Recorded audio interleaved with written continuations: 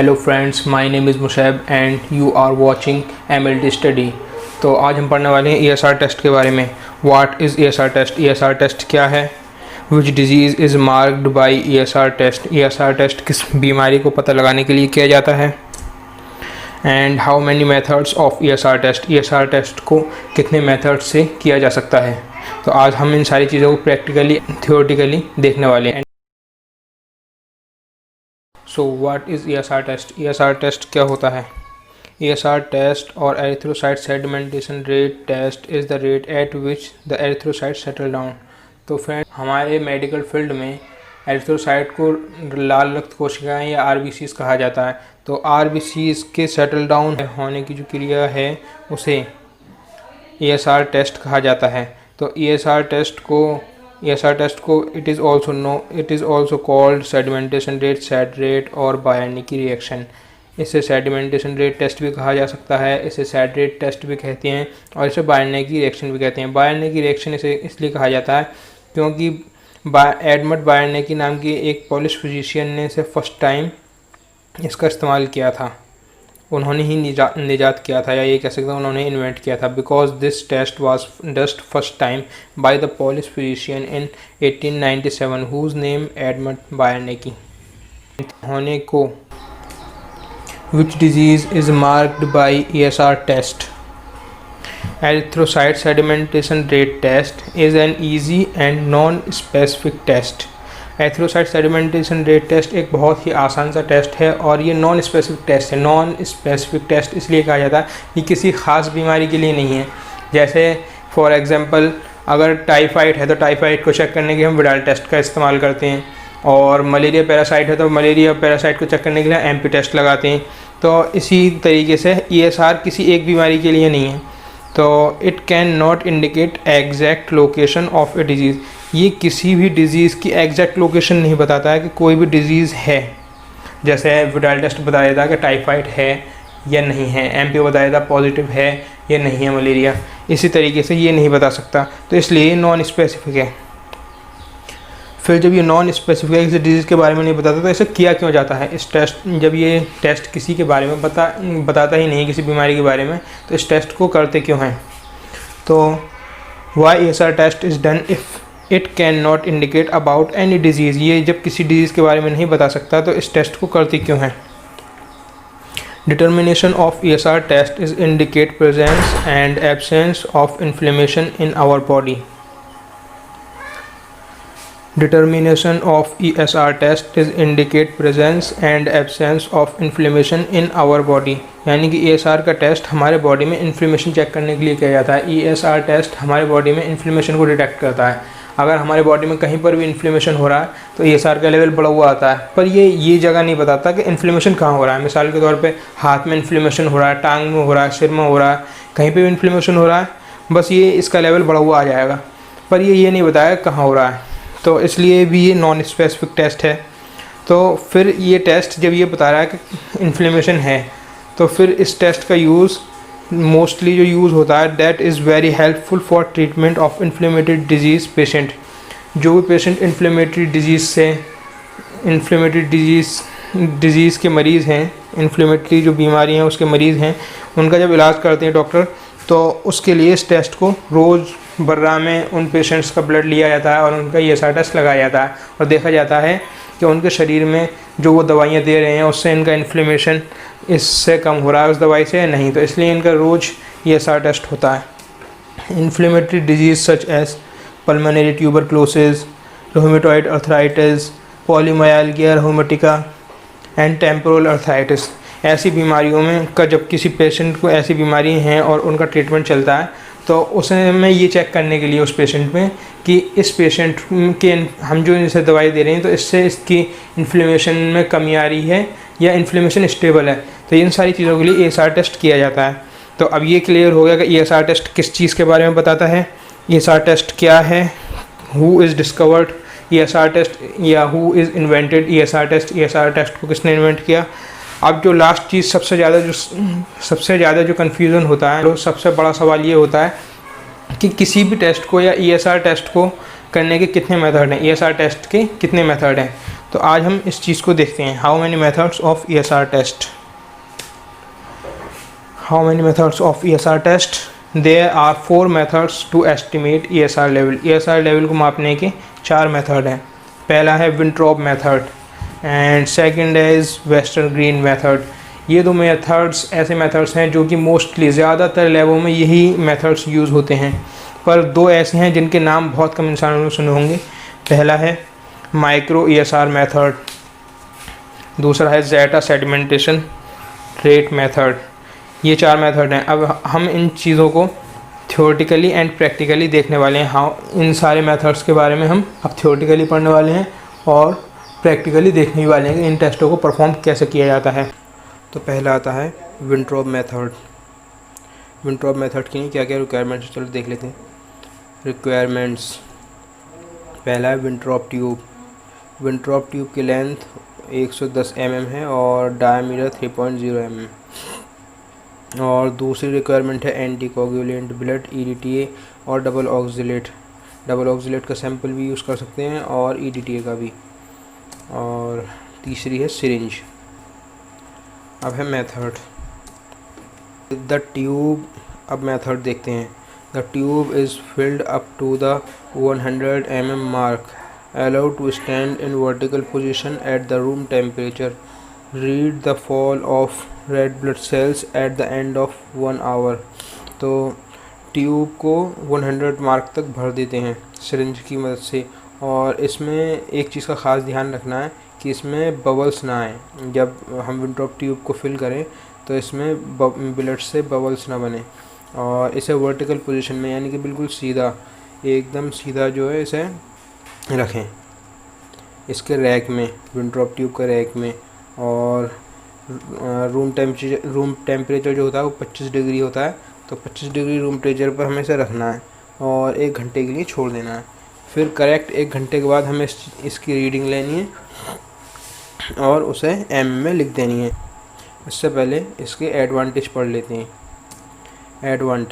Advantage कहते हैं can be use for, और ESR टेस्ट के अलावा किन चीज़ों में इसका यूज़ किया जा सकता है।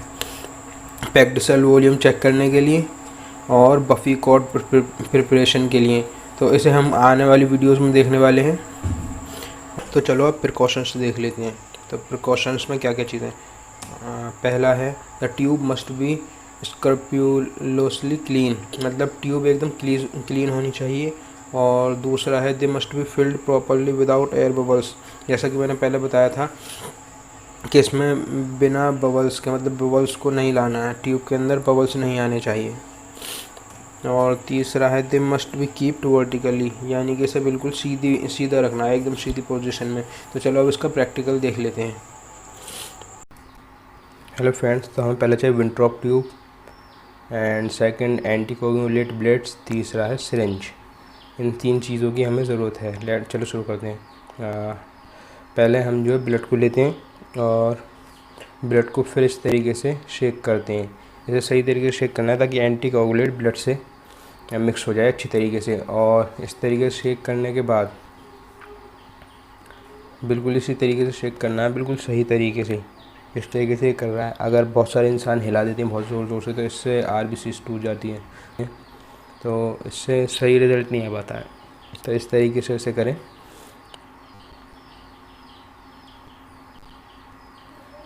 अब हम इसे पूरी तरीके से शेक कर चुके हैं। अब इसके बाद हमें इसे सिरिंज में एस्पायरेट करें। कम से कम 1 ml ब्लड हमें अपनी सिरिंज में लेना है, तो बिल्कुल सही इसी तरीके से लेना है। जब 1 ml ब्लड आ जाए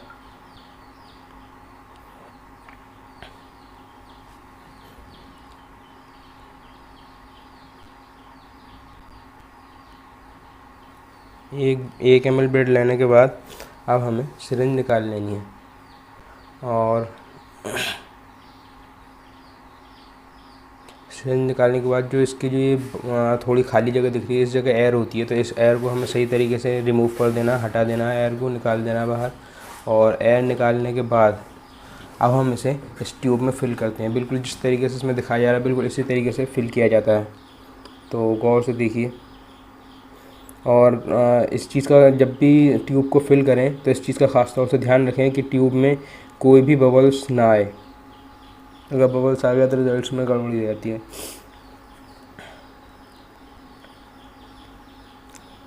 बिल्कुल इसी तरीके से पहले थोड़ा सा उसे डाला और फिर थोड़ा सा झटका, इस तरीके से ब्लड जो होता है नीचे को जाएगा झटकने से, फिर दोबारा थोड़ा डाला, इसी तरीके से हमें इसे पूरा भरना है।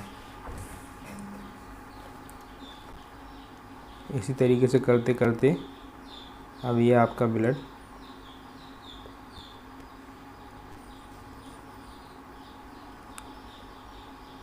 इसी तरीके से करते करते अभी आपका ब्लड पूरी तरीके से भर चुका है। तो इसे बिल्कुल 10 पॉइंट तक इसे बिल्कुल भरना सही तरीके से, यानी कि बिल्कुल सीधे में।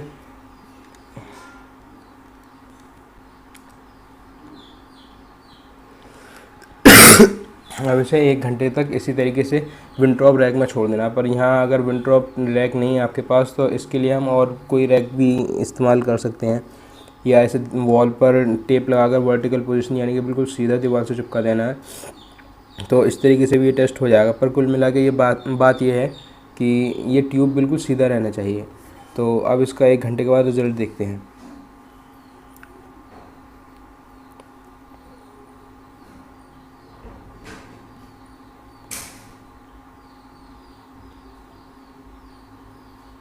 अब आप देख सकते हैं कि ये जो आरबीसी हैं, आरबीसी सेटल डाउन हो गई हैं, और इसका जो ये प्लाज्मा कुछ पॉइंट नीचे तक आ रहा है। तो जितना भी उसका प्लाज्मा पॉइंट तक पहुंचेगा, जैसे 0 से 10 तक पहुंचा तो उसकी हो जाएगी 10 mm। अगर 20 तक पहुंचा तो 20 mm, और 30 तक पहुंचा तो 30 mm। इसी तरीके से ये चलती है। तो ये मेथड पूरा हो गया। अब हम देखते हैं अगला मेथड, वेस्टरग्रीन मेथड। चलो देखते हैं। तो अब है वेस्टरग्रीन मेथड रिक्वायरमेंट्स। अब देखते हैं वेस्टरग्रीन मेथड के लिए वेस्टरग्रीन मेथड को यूज़ करने के लिए हमें किस किस चीज़ की रिक्वायरमेंट है। पहला है वेस्टरग्रीन ट्यूब। वेस्टरग्रीन ट्यूब की जो लेंथ है वो 300 mm है, और इसका जो डायामीटर है यानी कि इसकी जो गोलाई है, जो बीच की जगह है, वो है 2.5 mm, और graduation in mm from 0 to 2। Wintrobe tube जो था वो तो 0 से 100 तक थी उसकी mm लेंथ, और इसकी है 200 mm तक। तो अब दूसरी चीज़ जो है वो है वेस्टरग्रीन रैक। जैसे विंट्रॉप मेथड का तो कहीं पे भी दीवार पे चिपका दो या कहीं पे भी कर दो, पर वेस्टरग्रीन मेथड में हमें वेस्टरग्रीन रैक की ज़रूरत पड़ती है, बहुत ज़्यादा ज़रूरत पड़ती है। बिना वेस्टरग्रीन रैक के इस टेस्ट का इस्तेमाल नहीं किया जा सकता। तीसरी, हमें स्पिगोमीटर का जो पंप होता है उसकी ज़रूरत होती है। और चौथा, anticoagulant used sodium citrate solution 3.8 solution 0.5 ml of is used for 2 ml of blood. 0.5 microlitre 2 ml blood के लिए काफ़ी है। और 5 में हमें ज़रूरत होती है ब्लड सैंपल की। तो अब देखते हैं वेस्टरग्रीन यानी कि दूसरा मेथड। वेस्टरग्रीन मेथड में हमें किस किस चीज़ की रिक्वायरमेंट है। पहला है वेस्टरग्रीन ट्यूब, और ये देख सकते हैं आप, ये वेस्टरग्रीन ट्यूब है।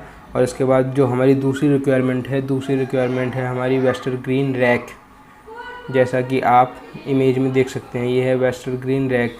वेस्टरग्रीन रैक के बारे में आपको एक बात बता दूं कि जैसे विंट्रॉप मेथड में विंट्रॉप रैक ना हो तो उसके अलावा भी किसी और रैक को यूज़ कर सकते हैं, या उसे टेप से दीवार पर बाइंड कर सकते हैं।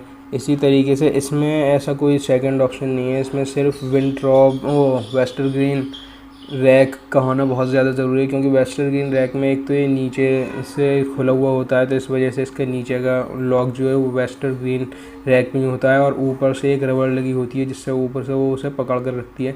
तो ये दोनों चीज़ें ज़रूरी हैं इस मेथड में, तो इसलिए इसका वेस्टरग्रीन रैक होना ज़्यादा ज़रूरी है। इसमें बिना वेस्टरग्रीन रैक के ये टेस्ट नहीं लगाया जा सकता।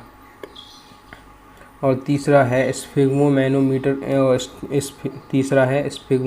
पंप, यानी कि जैसा आप स्क्रीन पे देख सकते हैं,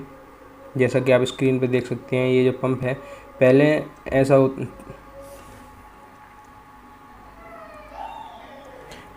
होता था कि ब्लड चेक करने के लिए सीधे अपनी ESR ट्यूब से हमें सक करना पड़ता था ब्लड, पर अब जो है स्पिग्मोमीटर पंप का हम यूज़ कर लेते हैं। और आजकल मार्केट में बहुत अच्छे अच्छे इंस्ट्रूमेंट्स आ गए हैं जिनकी मदद से ये काम और भी ज़्यादा आसान हो गया है। और चौथी जो हमारी ज़रूरत है वो है 3.1% सोडियम साइट्रेट सॉल्यूशन, जो कि एक एंटीकोगुलेंट है। और जैसा आप देख सकते हैं सोडियम साइट्रेट 3.1 सॉल्यूशन, इस सॉल्यूशन की हमें ज़रूरत है हमें कंसंट्रेशन बनाने की। तो 0.5 ml यानी कि 0.5 microlitre sodium citrate solution is used for 2 ml of blood. तो 0.5 ml सोडियम साइट्रेट सॉल्यूशन का इस्तेमाल 2 ml ब्लड में किया जाता है, जिससे कि ब्लड क्लॉट ना हो और ब्लड मतलब अपनी तरह रहे, ब्लड का क्लॉट ना हो। तो इसे फिर जब इसे मिक्स कर दिया जाता है, मिक्स करने के बाद इसे 0 मार्क तक फिल करते हैं। इसमें कम से कम इस टेस्ट में हमें कम से कम 2 ml ब्लड की ज़रूरत होती है, क्योंकि ये विंट्रॉप ट्यूब के मुकाबले डबल होता है। इसकी जो हाइट होती है, लेंथ होती है, उसके मुकाबले में डबल होती है और ज़्यादा होती है।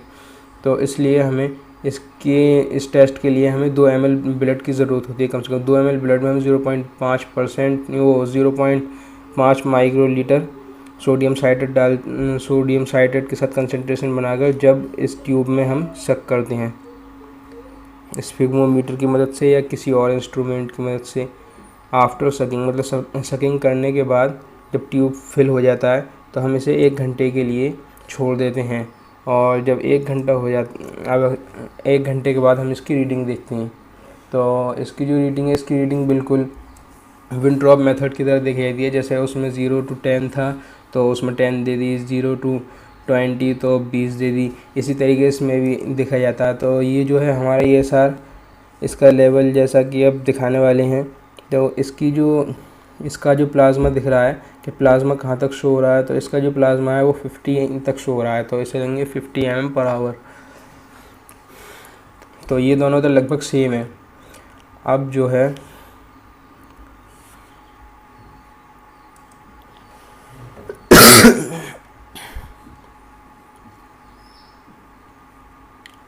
ये दोनों तो लगभग सेम है। अब आती है तीसरे टेस्ट की बारी। तीसरा जो है वो है माइक्रो ESR मेथड। अब देखते हैं माइक्रो ESR मेथड के बारे में। तो अब देखते हैं तीसरा यानी कि माइक्रो ESR मेथड। इस मेथड के बारे में बता दूं, ये जो मेथड है ये मोस्टली ज़्यादातर बच्चों के केस में यूज़ होता है। जो न्यूबॉर्न चाइल्ड होते हैं उनका ESR चेक करने के लिए किया जाता है। इसकी जो रिक्वायरमेंट्स है, पहली है एंटीकोगुलेटेड ब्लड और EDTA ब्लड। दूसरा है 230 mm long with 1 mm inner diameter capillary tube. तीसरा क्ले। चौथा है टेप। और पांचवा है clean wall with room temperature. तो रूम का जो टेम्परेचर होता है वो 25 डिग्री सेल्सियस होता है। और एक हमें ज़रूरत है छठा जो है वो इंच टेप। अब देखते हैं मेथड के बारे में।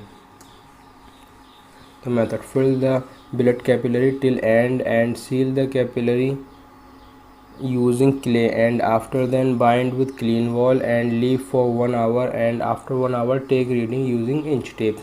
तो सबसे पहले हम कैपिलरी ट्यूब को ब्लड से फिल करते हैं, जो हम आपको दिखाने वाले हैं। प्रैक्टिकली 2 तरीक़ों से कर सकते हैं। और दूसरा हम इसे फिर क्ले का यूज़ करके इसे एक तरफ से इसे सील करना है और उसके बाद एक क्लीन वॉल पे इसे टेप की मदद से चिपका देना है और फिर इसे 1 घंटे के लिए छोड़ देना है। और 1 घंटे के बाद हमें इसकी रीडिंग लेनी है इंच टेप के द्वारा। चलो अब इसका प्रैक्टिकल देखते हैं।